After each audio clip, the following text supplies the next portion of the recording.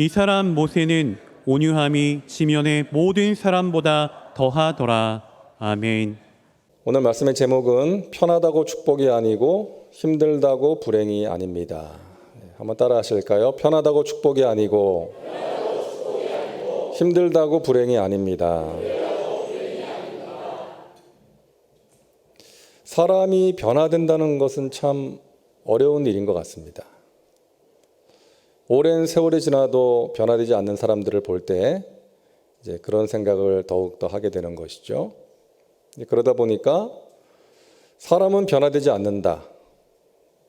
단지 나이가 들어가면서 힘이 빠질 뿐이다. 이렇게 생각하는 많은 사람들이 있습니다.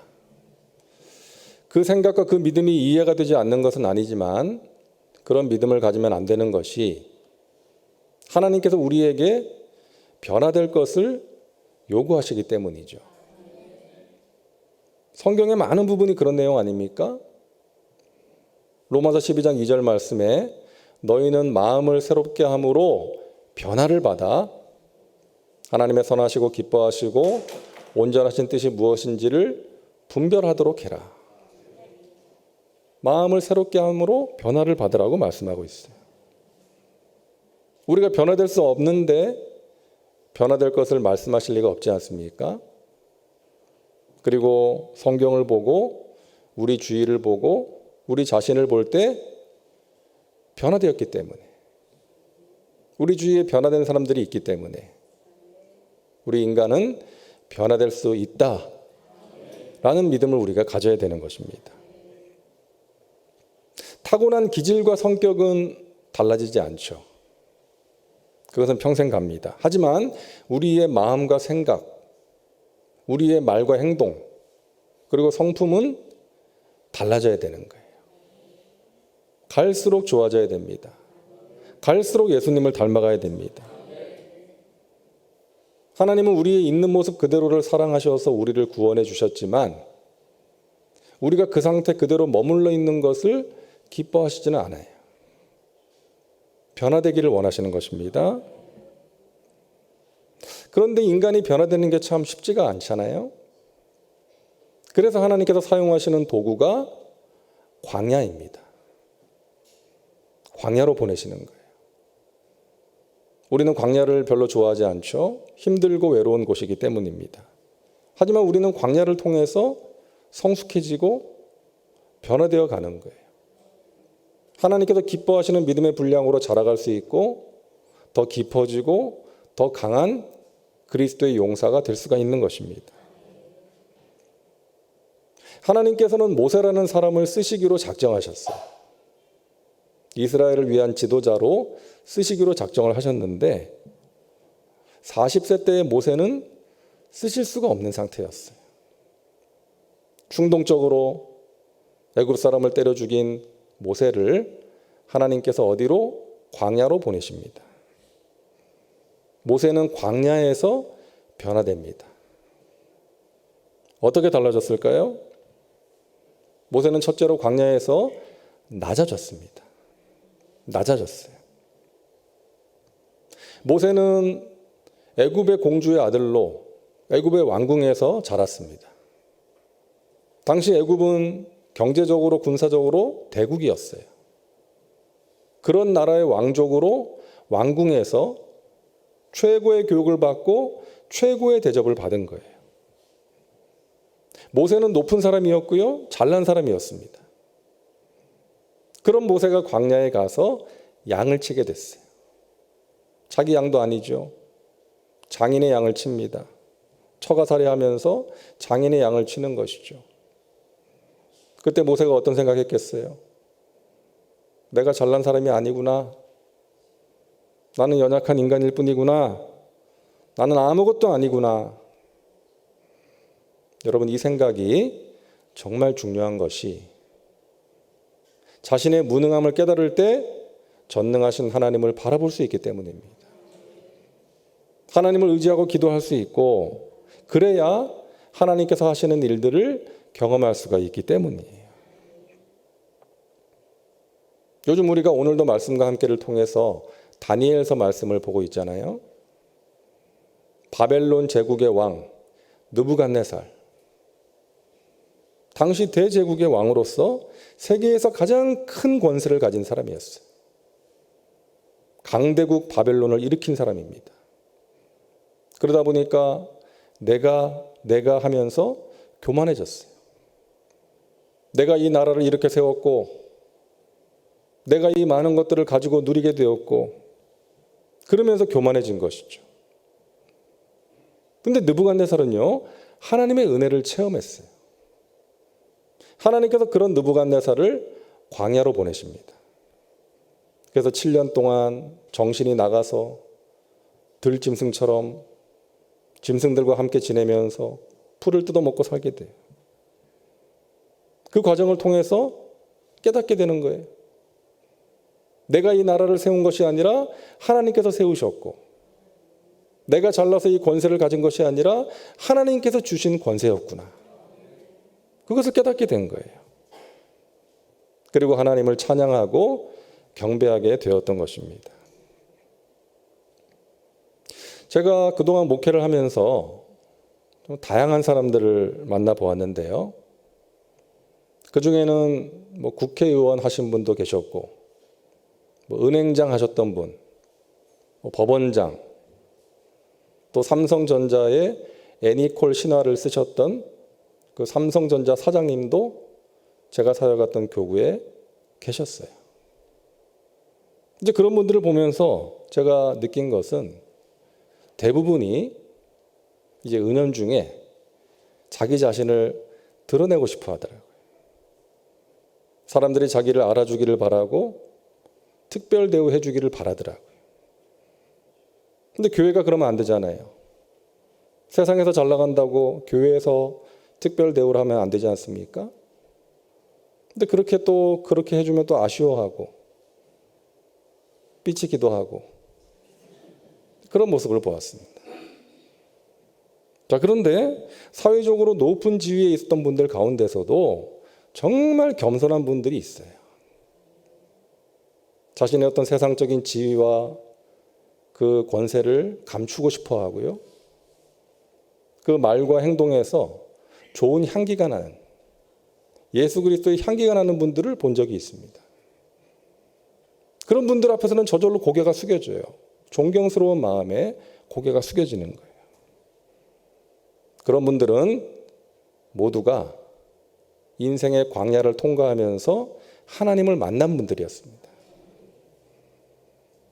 여러분, 하나님을 만난 사람, 하나님을 체험한 사람은 낮아지게 되는 거예요.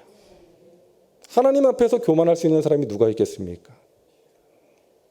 내가 하면서 자신을 드러내고 싶어하고 인정받고 싶어하고 대접받고 싶어하고 그런 교만한 사람은 하나님을 아직 만나지 못한 사람인 거예요. 하나님을 알지 못하는 것입니다. 여러분, 겸손은 내가 할 수 없다는 것을 깨닫고 하나님을 의지하는 거예요. 이 밤에 기도하는 여러분들은 대부분 겸손하신 분들일 것입니다. 내가 할 수 없으니까. 하나님의 은혜 아니면 살 수 없으니까. 그것이 겸손인 거예요. 하나님이 어떤 사람을 쓰실 때에 가장 먼저 하시는 것이 낮추시는 거예요. 겸손하게 만드십니다. 그렇지 않으면 스스로 높아져서 자신을 드러내려고 하고 하나님의 영광을 가리기 때문에 그런 거예요. 낮추시는 것입니다. 모세는 광야에서 하나님과 함께 일하는 법을 배웠습니다.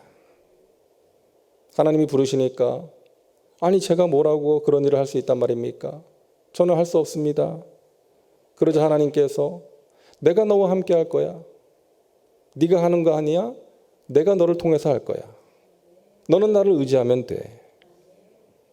모세는 하나님과 함께 일하는 법을 배우게 되었고요. 또 사람들과 함께 일하는 법도 배우게 되었습니다. 아유, 하나님, 저는 말을 제대로 못하는데요. 그러니까 하나님께서 말 잘하는 네 형 아론이 있지 않느냐? 아론을 붙여주셨어요. 물론 나중에 금송아지를 만드는 큰 사고를 치긴 했지만 아론이 얼마나 많은 일을 했습니까? 또 나중에 모세의 장인이 이제 찾아왔잖아요. 모세가 하루 종일 백성들 사이에 앉아가지고 재판을 하는 모습을 보고 자네 그렇게 하면 안 돼. 자네도 탈진하고 백성들도 힘들어. 사람을 세워서 일해야 돼. 그래서 1000부장, 100부장, 50부장, 10부장을 세워서 그들에게 권한을 위임하고 함께 하나님의 일을 감당했던 것이죠. 여러분, 겸손한 사람은 하나님과 함께 일하고 사람들과 함께 일할 줄 아는 사람인 거예요. 자기를 낮추는 겸손한 사람, 나보다 남을 낮게 여기는 사람, 함께하는 자들에게 고마운 마음을 가질 수 있는 그런 사람인 것입니다. 그런 사람들이 사람들에게 존경을 받고 하나님께 인정을 받게 될 줄로 믿습니다. 우리는 인생의 광야에서 낮아지게 되는 거예요. 나는 할 수 없습니다. 하나님만이 하실 수 있습니다. 하나님의 은혜를 구하는 겸손한 자들로 하나님의 은혜와 신령한 복을 누리며 살아가시기를 주님의 이름으로 축원합니다. 둘째로 모세는 광야에서 온유한 자가 되었습니다. 자, 오늘 본문은 모세에 대해서 이렇게 말씀합니다. 이 사람 모세는 온유함이 지면의 모든 사람보다 더하더라. 모세가 이 지상에 있는 많은 사람들 가운데 가장 온유한 사람이었다는 거예요. 근데 우리가 아는 것처럼 모세는 욱해가지고 사람 때려 죽이지 않았습니까? 온유함과는 거리가 먼 사람이었잖아요. 그런데 그런 모세가 온유한 사람이 되었어요. 광야를 통과하면서. 이 온유함은 지도자에게 꼭 필요한 성품이기 때문에 그런 것입니다. 칼과 칼집 비유로 말씀드렸잖아요. 실력이 칼이라면 성품이 칼집이에요. 칼이 칼집 속에 들어가 있지 않으면 자신과 주위 사람 다치게 할 수 있는 거예요. 탁월한 실력을 가졌는데 성품이 뒷받침이 되지 않으면, 인격이 따르지 않으면 자기가 가진 탁월한 실력으로 사람들을 다치게 할 수가 있는 거예요. 그래서 탁월한 실력과 함께 필요한 것이 좋은 성품, 훌륭한 인격인 것입니다. 여러분의 자녀들을 위해서, 손주들을 위해서 기도하실 때 이 두 가지를 위해서 같이 기도하셔야 돼요. 단지 탁월한 실력만을 갖춘 그런 사람이 아니라 하나님 기뻐하시는 예수님을 닮은 성품의 소유자가 되게 하여 주시옵소서. 탁월한 실력과 함께 탁월한 인격으로 하나님께 인정받고 사람들에게 선한 영향을 끼치는 삶을 살게 해달라고 여러분 기도하시기를 바랍니다. 우리 예수님께서 말씀하셨죠. 마태복음 5장 5절입니다. 우리 같이 한번 읽을게요. 온유한 자는 복이 있나니 그들이 땅을 기업으로 받을 것이미요. 아멘. 온유한 자가 복이 있다. 여러분, 이 온유함이라는 것은요, 힘이 없고 나약한 상태가 아니에요. 힘이 있어요. 온유함의 헬라어 원어가 프라우스라고 그랬잖아요. 이 프라우스라는 단어는 야생마가 길들여질 때 사용하는 단어입니다. 야생마가 길들여졌다. 그래서 온순하게 되었을 때 이 프라우스라는 단어를 사용합니다. 다시 말해서 힘이 있어요. 근데 그 힘이 통제가 되는 거예요. 하나님에 의해서 다스려지는 힘, 그것이 온유함입니다. 이 지도자에게 꼭 필요한 성품이에요. 폭발하는 힘이 아니라 통제되는 힘. 나와 함께 하시는 성령님에 의해서 다스려지는 힘을 가진 사람이 온유한 사람이라는 것입니다. 그런 사람이 땅을 기업으로 받을 것이며, 옛날 전쟁에서 승리하면 차지하는 게 땅이잖아요. 한번 따라하세요. 온유한 자가 이기는 자다. 믿으시기 바랍니다. 세상에서 볼 때는 강한 힘을 가지고 사람들을 짓누르고 폭발하는 힘이 강한 것 같지만, 이기는 것 같지만 절대로 그렇지 않다는 거예요. 하나님께서 온유한 자에게 땅을 기업으로 주신다고 약속하십니다. 여러분, 나중에 이스라엘 백성들이 얼마나 모세를 힘들게 해요. 목이 마르다고 만나가 지겹다고 원망을 합니다. 당을 지어서 모세를 대적하기도 합니다. 여러분, 그때 모세가 어떻게 반응해요? 자기 감정대로 처리하지 않았죠? 하나님께 맡겼습니다. 여러분, 이게 온유함이에요. 온유함은 자기가 처분하고자 하는 마음을 내려놓고 하나님께 맡길 수 있는 마음이에요.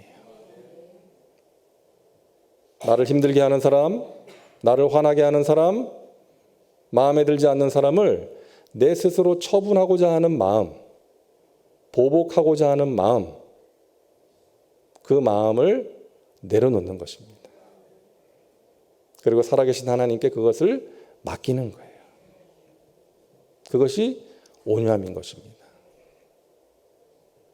여러분, 모세가 40세 때 이스라엘의 지도자가 됐다면 어떻게 할 뻔했습니까? 욱해가지고 사람 때려 죽였던 모세가 자기 대적하는 사람들 그냥 돕겠어요? 하나님께서 그것을 내려놓게 하신 거예요. 자기가 가진 힘으로 사람들을 처리하는 그 마음을 내려놓게 하신 거예요. 하나님께 맡긴 것입니다. 저와 여러분에게 그와 같은 온유함이 있게 되기를 간절히 바랍니다. 어떤 일을 하느냐보다, 얼마나 많은 일을 하느냐보다 더 중요한 것은 우리가 어떤 사람이 되느냐 하는 것입니다. 좋은 일을 하는 것보다 더 중요한 것은요, 우리가 좋은 사람이 되는 거예요. 좋은 사람이 되지 못하면 좋은 일을 안 좋게 할 수 있기 때문에 그런 것입니다. 좋은 사람이 되지 못하면 좋은 일 하면서 자기를 드러내려고 합니다. 좋은 일 하면서 사람들에게 상처를 줄 수가 있는 거예요. 하나님의 일을 하면서 사람들을 아프게 하고 상처를 줄 수가 있는 것입니다. 그래서 우리가 하나님을 위해서 일을 하기 전에, 하나님을 위해서 많은 일을 하기 전에, 좋은 일을 하기 전에 먼저 우리가 좋은 사람이 되어야 되는 거예요. 우리 사랑하는 송파교회 모든 성도님들, 좋은 사람 되시기를 주님의 이름으로 축원합니다. 온유한 사람, 겸손한 사람, 하나님을 의지하고 하나님께 맡기는 사람,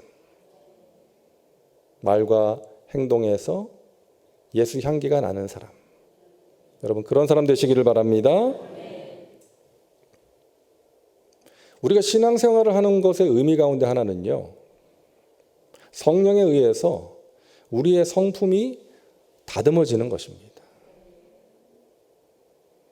좋은 성품의 사람이 되어가는 거예요.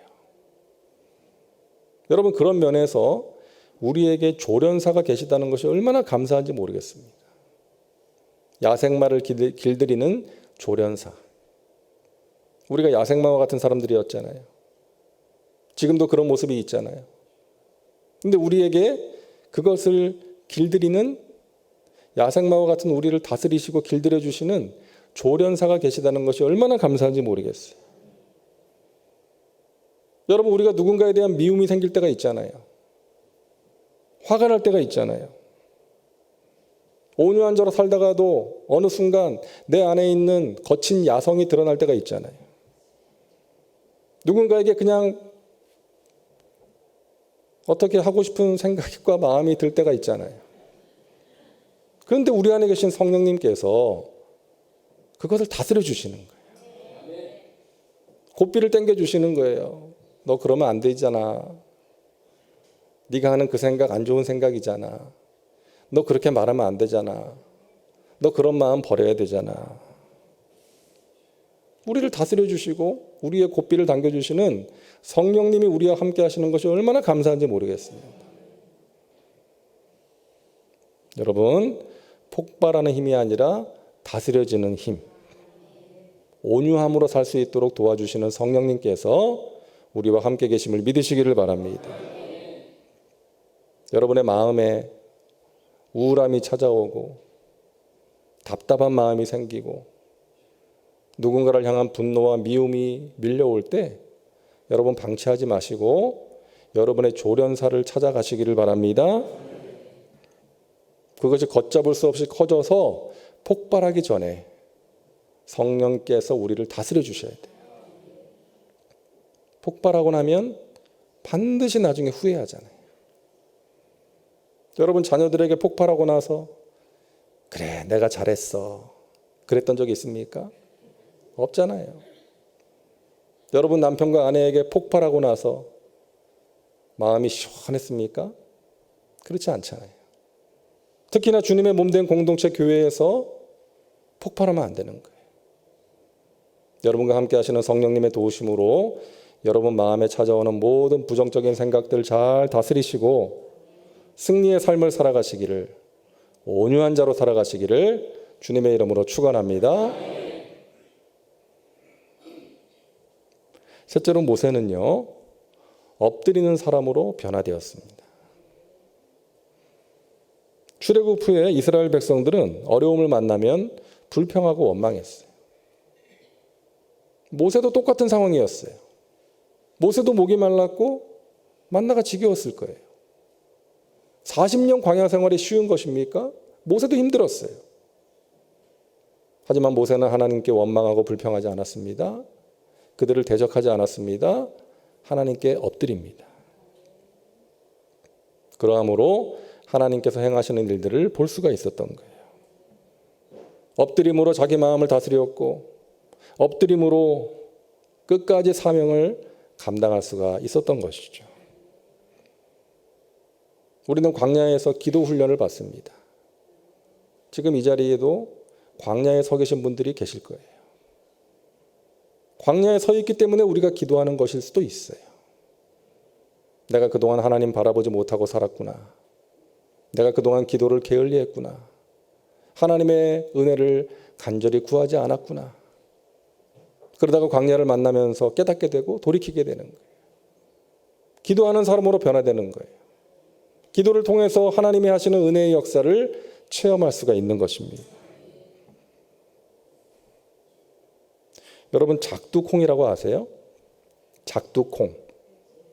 네.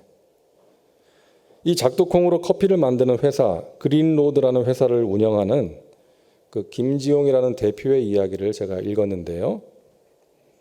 이 작두콩으로 만든 커피는요, 카페인이 없대요. 그래서 카페인을 섭취하면 안 되는 임신부들이나 환자들에게 아주 인기가 많아가지고 이 커피 사업이 대박이 났다고 합니다.